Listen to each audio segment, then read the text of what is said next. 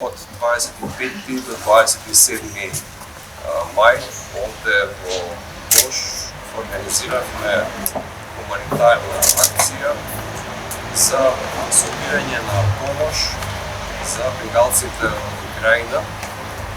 Би сакал да им изразам благодарност на сите лица кои што донираа, на сите фирми кои што исто така излегува во пресет на нашиот повик. Се надевам дека ова нема да биде последна ваква акција и дека ќе можеме и години да организираме повторен настан на кој што ќе собираме помош. Меѓутоа, тоа е една капка во морето. Зошто го велам ова? Затоа што сепак преку контакт директен со некои од тие лица и преку контакт со амбасадата и со Сдруженијето додав до информации дека проблемите се далеку посериозни. Зошто? Затоа што со статусот кој што го имаат моментално кај нас, лицата немаат можност да пристапат на пазарот на трудот, односно не можат да дојдат до работување, и следствено на тоа не можат да остваруваат собствени извори на приход. А тоа е сериозен проблем, затоа што многумина од нив немаат средства за издржка и за живот.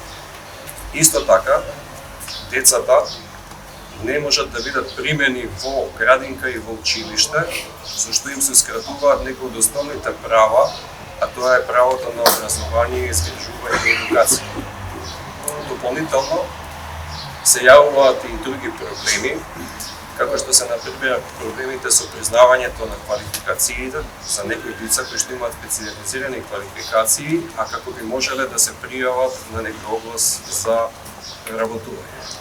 Сметам дека државата, пошто веќе поминаа 3 месеци од како имаме бегалци од Украина во Македонија, треба сериозно да пристапи на ова прашање и не само да се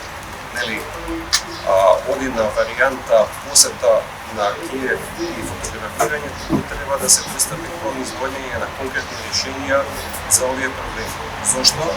Затоа што никој од нас не можеме да предвидиме уште колку долго ќе трае конфликтот во Украина, и плюс не знаеме уште колку лица ќе дојдат во Македонија. Имам информации дека оваа бројка во периодот кој што престои ќе расте, затоа што само во соседна Бугарија има неколку десетици илјади лица од Украина кои што беа згрижени во хотелите на Приморието, а веќе е побарано од нив од 1 јуни, практично почетокот на туристичката сезона, да ги напуштат тие места за сместување, што значи дека можеме да очекуваме значителен број од тие лица да на крајот дојдат овде кај нас во Македонија.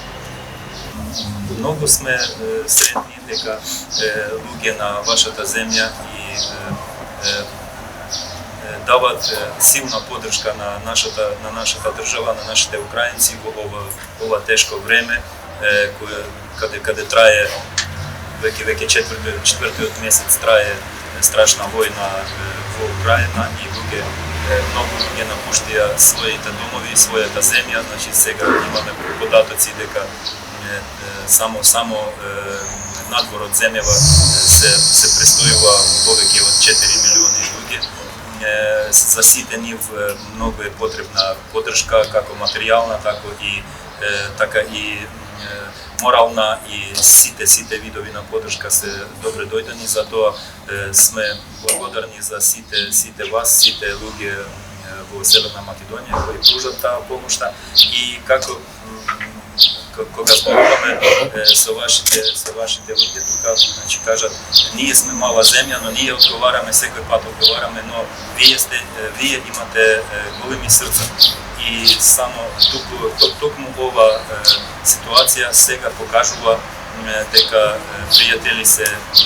прави пријатели се пројавуваат во тешките времиња, и јас се надевам дека и ова акција како дел од целосна поддршка на украинците сместени во Северна Македонија ќе биде продолжена и ќе бидат дадени сите можни видови на поддршка и помош на украинците кои тоа потребуваат.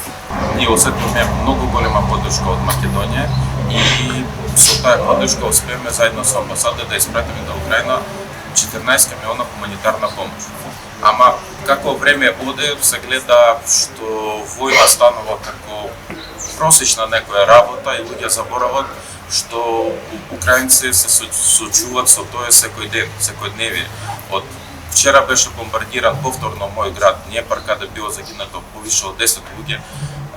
Тоа се случи во 4 сабајле. Значи, они тоа намерно направиле кога луѓе спијат, за да има повише загинати луѓе. Со овој хуманитарен настан, ние ќе помогнеме на некој одреден дел на луѓе што тука во Македонија може нешто ќе се прати за Украина и со тоа ние ќе имаме можност да помагаме на тие луѓе што секој ден под стрес, под неволја, да кажам, од оваа војна. Така, ве благодарам, војна уште трае, уште ни треба вашата помош, секој кој може да помогне. Нашиот хуманитарен магазин за собир на таа помош во Ѓорче Петров, на магазините на Горска работи, отворен, можете да донесете во било кое време и таа помош ќе биде пратена со прва прилика на Украина или споделена тука на украинци кои барат таа помош. Ве благодарам. Можете да ми кажете колку пријателци има во земја масално и каде се сместени?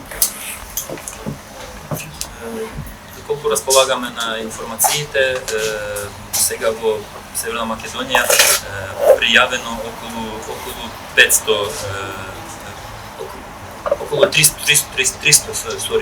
луѓе кои добија службени потврди за престој во вашата земја. Значи, сместени повеќе практично сите се сместени кај пријатели или роднини во семејства од своите роднини или од пријатели кои им дават ова живеалиште овде. Има семејства кои се наоѓаат во доволно тешки ситуации, бидејќи имаат многу деца, 4-5 деца, па има и стари луѓе кои исто така потребуваат на дополнителна грижа, дополнителна помош и се надеваме дека можеби и во наредно време некако се реши овие прашања кои спомена господин Доновски за можности за добивање на социјалната заштита, за вработување од тие кои сакаат да работеат и за деца наравно кои би сакале да одат во школа и во детски градинки. Јас се надевам дека ќе успееме заедно да решиме тие постоечки проблеми кои сега треба да ги решиме. Само едно дополнување, таа бројка е на оние лица кои што се имаат пријавено во институциите. Меѓутоа, има многу лица со кои што е лично имам контактирано преку социјалните медиуми, кои што воопшто се немаат регистрирано и се уште престојуваат на основа на туристички престои во државата. Значи, таа бројка фактички е многу поголема и според некои неофицијални информации ближи кон 1000. Затоа сакам да ја покренам свесноста, како што спомна и заменик амбасадорот. Меѓу нив има и мали деца, има и возрастни лица, и за нив исто така не е решено уште едно прашање, тоа е пристапот до здравствена заштита. Што е сериозен проблем, затоа што помеѓу двете држави не постои билатерален договор за регулирање на ова прашање.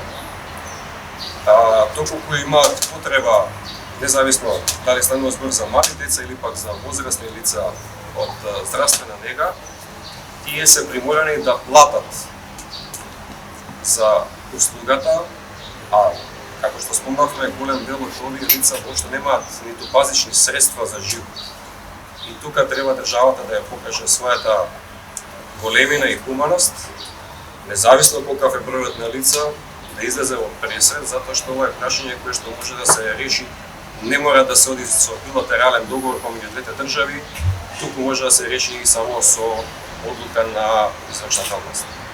Амбасадата има покренато ова прашање уште пред неколку месеци. колку што знам јас, дадено е ветување дека истото ќе биде направено, меѓутоа поминати се повеќе од 2 или 3 месеци и нема никаков